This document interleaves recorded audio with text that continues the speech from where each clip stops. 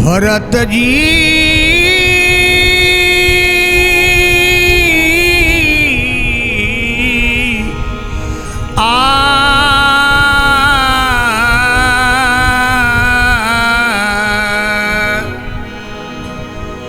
भरत जी कपि से उगरी ना मनाही।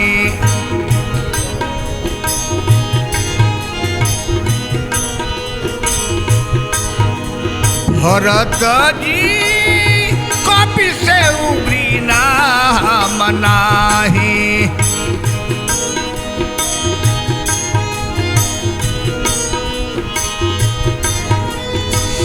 कपि से उगरी ना मनाही। कपि से उगरी ना मनाही।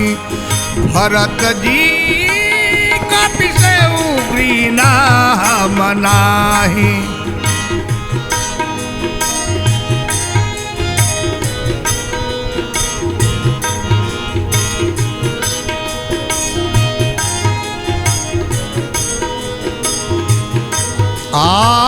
सवयोजन पर मानये सिंधु के कूद गयो छन माही।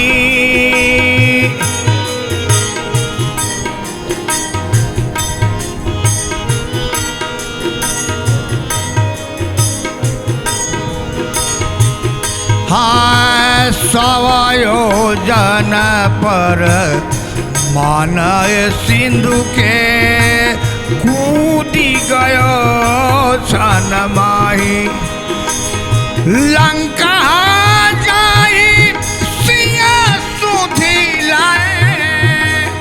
लंकाए जाए सिया सुधी लाए। तनिको गर्भ मन नाही। कपि से उगरी ना मनाही।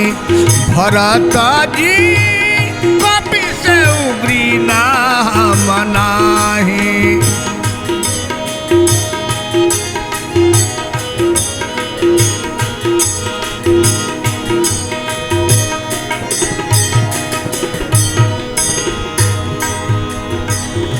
साक्षी बान लागे लक्ष्मण के हाहाकार दल माही।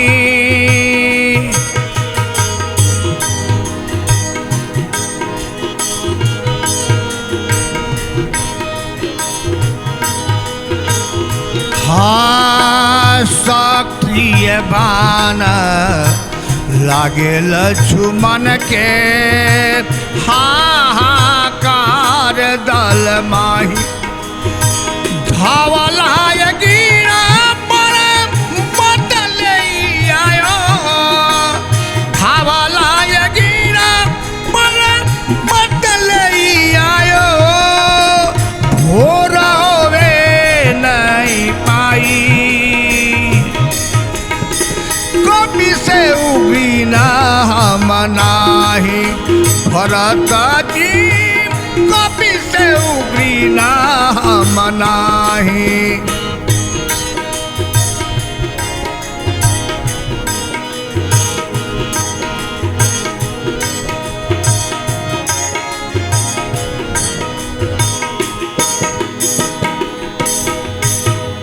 जाई पताल देवी के घर में। देवी के त्रास बुझाई। जाई पताल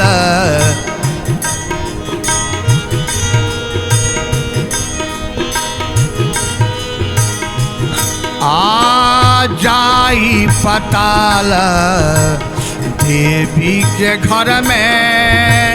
देवी के त्रास बुझाई।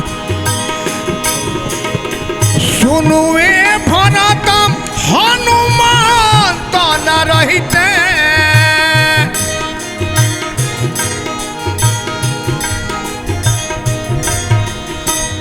सुनए भरत हनुमान तो न रहते। के जग माही, कपि से उग्री हम नाही। भरत जी कपि से उग्री हम नाही। भरत जी कपि से उग्री हम नाही।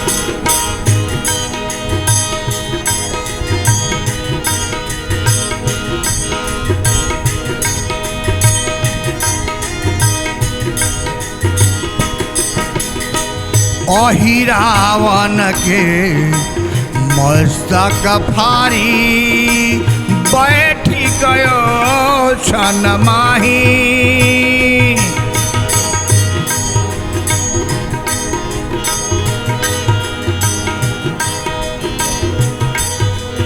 ये भजन गोस्वामी तुलसीदास जी का रचित रचना है। और जब राजा रामचंद्र जी सीता जी को लेकर रावण लंका दस अयोध्या में आए हैं, लंका से जितने लोग आए थे सबों का राम जी ने विदाई करना शुरू किया। हनुमान जी का आव भाव देखकर भरत जी पूछे हैं राजा रामचंद्र जी से कि भैया ये कौन है। राजा राम जी स्वयं अपने मुंह से हनुमान जी का बखान किए थे, वही ये भजन है।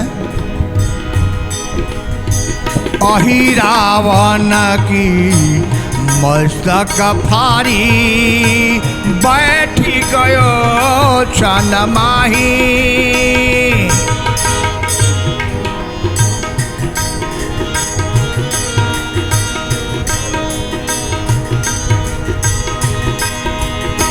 इंद्र के इंद्रासन रोकले,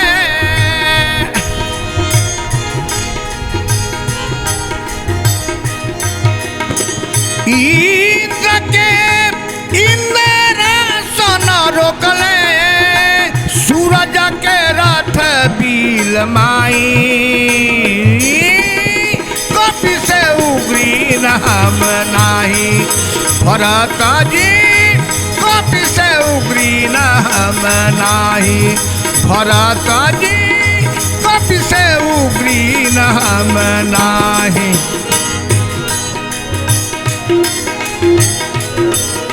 क्या बात है, बहुत सुंदर।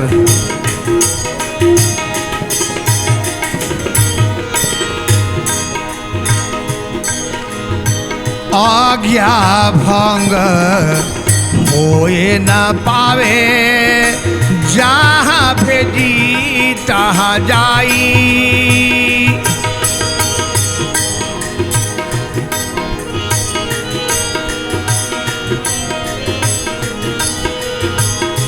हाँ आज्ञा भंग होए न पावे, जहाँ भेजी तहाँ जाई। तुलसी दास प्रभु अस चरणन के,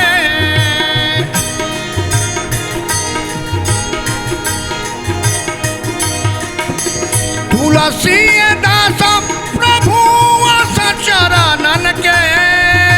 प्रभु जी बोले मुख माही, कपि से उग्री हम नाही।